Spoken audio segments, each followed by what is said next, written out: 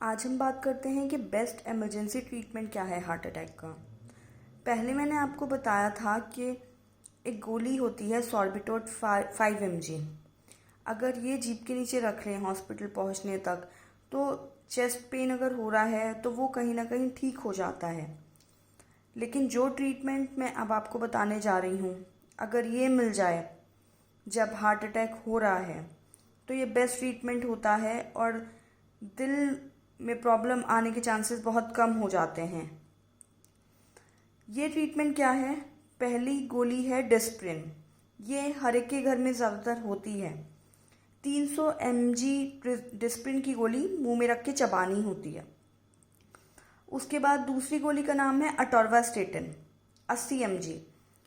अटोर्वास्टेटिन अगर आप लोग सोच रहे हैं कि कौन सी गोली है, तो ये कोलेस्ट्रॉल की दवाई ज़्यादातर आजकल सब खाते हैं, 10 mg या 20 mg खाते हैं। लेकिन इसकी डोज कितनी देनी है? 80 mg देनी है अटोर्वास्टेटिन की एक गोली। और तीसरी दवा है क्लोपिडोग्रेल, 75 mg की 4 टैबलेट। ये दवाइयाँ हमेशा 3 गोलियाँ अपने घर में रखनी चाहिए, एक डिस्प्रिन की गोली, एक अटोर्वास्टेटिन की और 4 क्लोपिडोग्रेल की। ये मैं आपको इसलिए बता रही हूँ क्योंकि इंडिया में दवाइयाँ मिल जाती हैं मेडिकल स्टोर पे, अगर आप जाएं ख़रीद लें। और ये जो ट्रीटमेंट है ये 100 रुपये से ज़्यादा का नहीं है।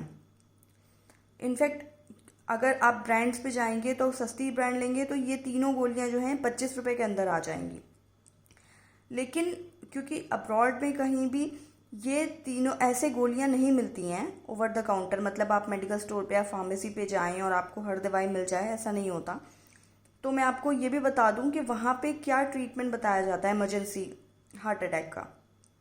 वहाँ पे डिस्प्रिन की जो गोली है वो मिल जाती है ओवर द काउंटर, मतलब फार्मेसी पे, बिना डॉक्टर के प्रिस्क्रिप्शन के। तो डिस्प्रिन की गोली बोली जाती है कि वहाँ ये चबानी है अगर कभी भी चेस्ट पेन फील हो रहा है। अच्छा, कैसे पता चलेगा कि हार्ट अटैक हो रहा है? इस पर हम पहले भी बात कर चुके हैं, लेकिन फिर से छोटी सी बात मैं आपको बता दूं। अगर दिल में दर्द के साथ साथ पेल स्किन 4 P याद रखे हैं। पहला पेन, दूसरा पेल स्किन मतलब ठंडा लग रहा है, हाथ पैर ठंडे पड़ रहे हैं, पल्स वीक हो रही है, ठीक है, और या पसीना आ रहा है, 4 P। ये चारों चीज़ें हो रही हैं या इनमें से कुछ हो रहा है। सबसे मेन है दर्द के साथ पसीने आना, तो आप बिल्कुल ट्रीटमेंट दे दें। और क्या करना है इसके साथ? अगर ये सब सारी गोलियां नहीं हैं घर में तो कोई बात नहीं, डिस्प्रिन की गोली ज़्यादातर सबके घर में होती है, 300 mg। ये ज़रूर पेशेंट को दे दें कि वो चबा ले हॉस्पिटल पहुंचने तक। और क्या करें? पेशेंट के पास हवा आने दें, उसके घुटने मोड़ दें, लिटा दें और घुटनों को के नीचे हो सके तो तकिया रख दें। अब बहुत लोग मुझसे पूछते हैं कि अगर ये दवा नहीं है तो क्या करें? तो मैंने आपको जवाब दिया कि ये दवाएं घर में रखनी चाहिए। और डिस्प्रिन की गोली तो हर एक को घर में रखनी ही चाहिए, हर वक्त अपने पास भी, इनफैक्ट पर्स में, कहीं आप ट्रैवल कर रहे हैं तब भी। लेकिन क्या इन दवाओं से नुकसान होगा अगर बाद में पता चला कि हार्ट अटैक नहीं है या नहीं था? ऐसा भी लोग पूछते हैं। तो इस बात को समझने की ज़रूरत है कि 90% लोगों में तो कुछ नुकसान नहीं होगा, लेकिन जो 10% हैं बचे हुए उनमें कुछ जो नुकसान है। देखिए, साइड इफ़ेक्ट हर दवा के हैं, लेकिन इसके साइड इफ़ेक्ट्स इतने ज़्यादा नहीं हैं। उस टाइम ज़िंदगी बचना ज़्यादा इम्पॉर्टेंट है। और बाद में ऐसे 10% लोगों को डॉक्टर समझा देगा कि किन चीज़ों का ध्यान रखना है, तो उन चीज़ों का ध्यान रखा जाएगा तो फिर कुछ प्रॉब्लम नहीं होगी। और इसके बाद क्या करना है? आपने हवा आने दी, घुटने मोड़ दिए पेशेंट के, दवाई दे दी। अब जल्दी से जल्दी ऐसी जगह पहुंचने की कोशिश कीजिए जहां हार्ट की कैथ लैब हो। कितनी देर में जल्दी से जल्दी पहुंचना चाहिए? 90 मिनट। 90 मिनट के अंदर अगर पेशेंट को हॉस्पिटल पहुंचा दिया जाए तो ये 90% गारंटी होती है कि उसकी हार्ट मसल मरेंगी नहीं। मतलब जो होता है कि हार्ट अटैक आने से दिल का एक हिस्सा या ज़्यादातर हिस्सा मर जाता है, उसकी वजह से ही इंसान की डेथ होती है, ऐसा नहीं होगा। तो आप ये समझिए कि कई बार क्या होता है, हम ऐसी छोटी जगह रह रहे होते हैं, छोटे शहर में, छोटे ज़िले में, कि हम नहीं पहुंच सकते 90 मिनट के अंदर ऐसे हॉस्पिटल में जहां कैथ लैब हो। तो क्या करना चाहिए? फिर किसी डॉक्टर के पास जाके पहले इंजेक्शन लगवाना चाहिए, एक थ्रोम्बोलिटिक्स का। इस इंजेक्शन से क्या होता है कि वो क्लॉट या कूड़ा जो जमा हुआ है जिसकी वजह से ब्लॉक हुआ है, उसको घोलने का ये इंजेक्शन होता है और थोड़ा वक्त मिल जाता है कैथ लैब तक पहुंचने का, बड़े हॉस्पिटल में पहुंचने का। तो पहले से पता करके रखें कि कहाँ कौन सा डॉक्टर ये इंजेक्शन लगाता है। ये इंजेक्शन हर जगह हर फार्मेसी पे अवेलेबल होता है, बस किस डॉक्टर को लगाना आता है, कौन लगाता है, एमडी मेडिसिन डॉक्टर कोई भी इसको लगा देगा। अब जब आप पहुंच गए हॉस्पिटल, टाइम पे पहुंच गया, मान लीजिए 90 मिनट के अंदर पहुंच गए या इस इंजेक्शन लगवाने के बाद पहुंच गए, तो हॉस्पिटल में क्या होगा इमरजेंसी ट्रीटमेंट। अगर पहले से सीटी एंजियोग्राफी नहीं कराई गई थी और नहीं पता था कि कितना ब्लॉक है, तो अभी एंजियोग्राफी होगी। एंजियोग्राफी में क्या होगा, हाथ या पैर से कैथेटर डाला जाएगा और कैथेटर डालने के बाद एक वायर डालते हैं। तो अब आप ये समझने की कोशिश कीजिए कि जैसे ये एक नली है और इसमें पूरे में कूड़ा जमा हुआ है, तो इसके अंदर वायर डाला और वायर डालने के बाद ये वायर्स के साथ ना एक बलून जुड़ा हुआ था।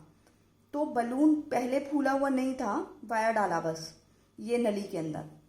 अब इस बलून को फुला दिया वायर डालने के बाद, तो ये जो कूड़ा था पूरे में कूड़ा था, अब ये कूड़ा देखिए बलून फूलने की वजह से साइड में हो गया, तो ये थोड़ी सी जगह मिल गई। पहले पूरे में कूड़ा था, तो हार्ट को, ये हार्ट है यहाँ पर, ये नली है, तो हार्ट को ब्लड सप्लाई नहीं हो पा रहा था, ब्लड इसी से तो मिलता, लेकिन अब बलून आ गया, थोड़ा कूड़ा हट गया, तो हार्ट को ब्लड मिल रहा है। तो इसीलिए, और अब यहाँ क्या करेंगे, जहाँ बलून था यहाँ पे एक स्टेंट रख देंगे, ठीक है। तो हमेशा के लिए फिर क्या हो जाएगा, इस स्टेंट की मदद से थोड़ा थोड़ा ब्लड जाता रहेगा। तो जो ब्लॉक हो गया था वो ब्लॉक बंद हो गया है क्योंकि ब्लड जा रहा है। यही होती है एंजियोप्लास्टी। जब जो स्टेंटिंग होती है बेसिकली वो ये होती है स्टेंटिंग। स्टेंटिंग में क्या है, स्टेंट होता क्या है, स्टेंट जो है वो होता है एक, जैसे आप पेन का छल्ला समझ लें, पेन का स्प्रिंग, वो होता है स्टेंट, इतना ही बड़ा होता है और ऐसा ही दिखता है। अब बाईपास क्या है, बाईपास आप ये समझिए कि आपको इस पॉइंट से दूसरे पॉइंट तक जाना है, लेकिन रास्ते में बहुत ट्रैफिक है, तो आप क्या करेंगे, आप कोई दूसरा रास्ता अपनाएंगे। बाईपास भी यही होता है। कोरोनरी आर्टरी बाईपास ग्राफ जो होता है उसमें क्या करते हैं कि अगर एक साइड से यहाँ दिल में ब्लॉक हो गया है, इस आर्टरी में, इस नली में ब्लॉक हो गया है, खून सप्लाई नहीं हो पा रहा, कूड़ा जमा हो गया है, तो क्या करेंगे, हाथ या पैर से या दिल के अंदर से ही दूसरी एक नली निकाल के जोड़ देंगे, रास्ता बना देंगे और बस यहाँ से आराम से ब्लड सप्लाई होता रहेगा। लेकिन ये समझने की ज़रूरत है कि अगर लाइफस्टाइल चेंज नहीं हुआ, अब भी उतना ही नॉनवेज खाया गया, कोलेस्ट्रॉल बढ़ा रहा, स्ट्रेस ली गई, बीपी कंट्रोल नहीं रहा, शुगर कंट्रोल नहीं रहा, तो इसमें भी ऐसे ही कूड़ा जमा हो जाएगा, ये भी फिर से ब्लॉक हो जाएगी। तो इसीलिए जो लोग सोचते हैं कि बाईपास कराने के बाद हम जो चाहे वो कर सकते हैं, कुछ वक्त के लिए चल जाएगा, बट फिर वरना ये भी ब्लॉक हो जाएगी। तो लाइफस्टाइल चेंज होना बहुत ज़रूरी है।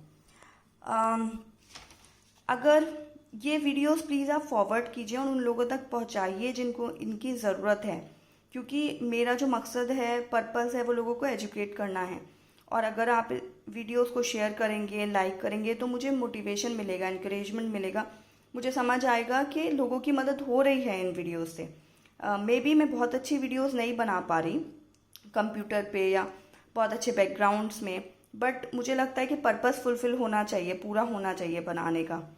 तो प्लीज़ आप सब्सक्राइब करें जिससे आपको वीडियोस मिलती रहें और मुझे बताएं कि किन टॉपिक्स पे आप वीडियोस बनवाना चाहते हैं आगे। ठीक है, take care, stay healthy, stay safe.